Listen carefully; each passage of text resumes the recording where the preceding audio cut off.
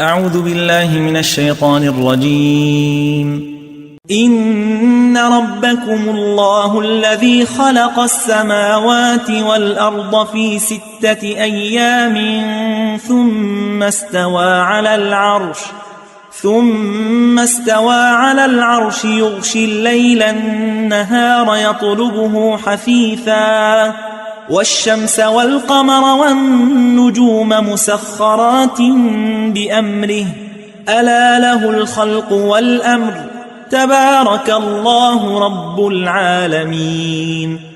ادعوا ربكم تضرعا وخفية إنه لا يحب المعتدين.